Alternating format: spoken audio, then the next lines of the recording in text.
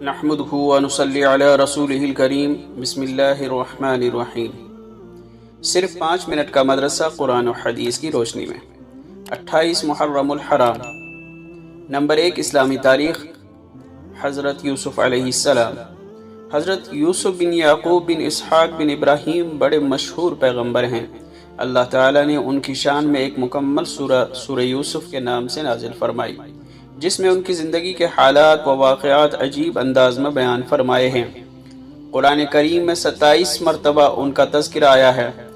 ان کی پیدائش حضرت ابراہیم علیہ السلام کے تقریباً 250 سال بعد عراق کے شہر فدان ارم میں ہوئی۔ بچپن ہی میں وہ اپنے والد کے ساتھ فلسطین آ گئے تھے۔ ان کے 11 بھائیوں میں بنیامین کے علاوہ باقی سب سوتیلے بھائی تھے۔ حضرت یعقوب علیہ السلام ان سے بے حد محبت کرتے تھے۔ کسی وقت بھی ان کی جدائی گوارا نہ تھی، کیونکہ شروع ہی سے ان کی فطری صلاحیت دوسرے بھائیوں کے مقابلے میں بالکل ممتاز اور روز روشن کی طرح ظاہر تھی۔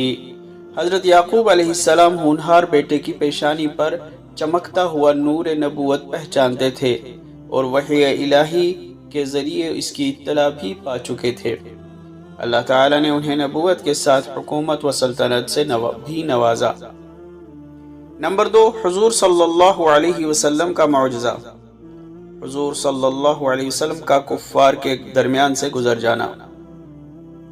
جس رات رسول اللہ صلی اللہ علیہ وسلم نے ہجرت فرمائی تھی، اس رات حضور صلی اللہ علیہ وسلم نے اپنے بستر پر حضرت علی رضی اللہ عنہ کو سلا دیا اور ایک برتن میں مٹی لے کر آپ صلی اللہ علیہ وسلم باہر تشریف لائے اور یاسین شریف شروع سے فَأَغْشَيْنَاهُمْ فَهُمْ لَا يُبْصِرُونَ تک پڑھتے گئے اور کفار کی طرف مٹی پھینکتے ہوئے ان کے بیچ سے گزر گئے اور ان کو پتہ تک نہ چلا۔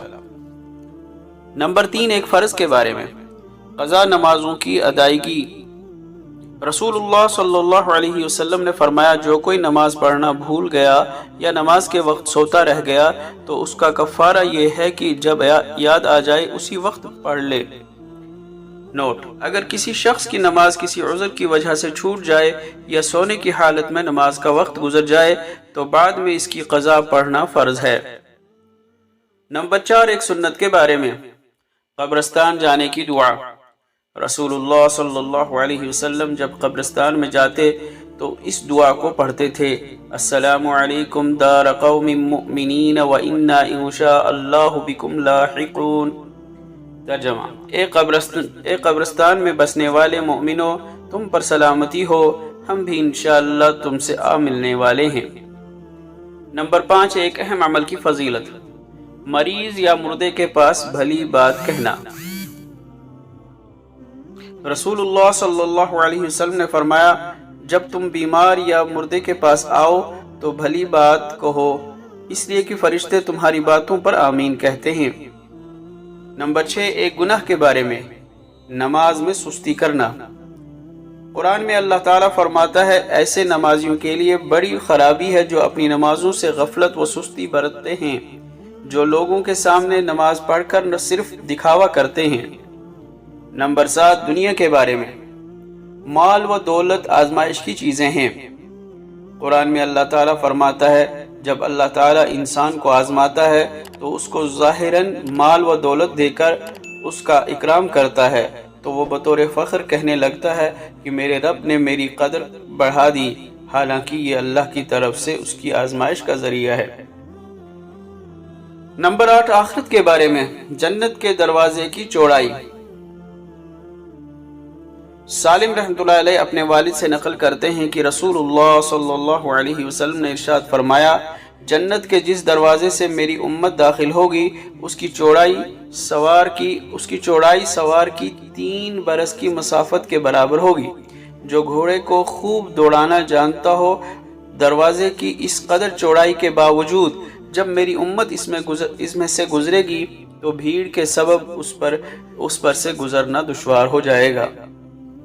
نمبر 9 طب نبوی سے علاج۔ پیٹ کے کیڑوں کا علاج۔ رسول اللہ صلی اللہ علیہ وسلم نے ارشاد فرمایا، زیتون کے تیل کو بطور سالن استعمال کرو اور اس کا تیل لگاؤ، اس لیے کہ یہ ایک بابرکت درخت سے حاصل ہوتا ہے۔ نوٹ: زیتون کا تیل استعمال کرنے سے پیٹ کے کیڑے ختم ہو جاتے ہیں۔ نمبر 10، نبی صلی اللہ علیہ وسلم کی نصیحت: مجلس میں آتے اور جاتے وقت سلام کرو۔ رسول اللہ صلی اللہ علیہ وسلم نے فرمایا، جب آدمی مجلس میں آئے تو سلام کرے، پھر ختم مجلس سے پہلے اسے اٹھنے کی ضرورت پیش آئے تو سلام کرے، پھر اٹھے۔ اللہ تعالی عمل کرنے کی توفیق عطا فرمائے۔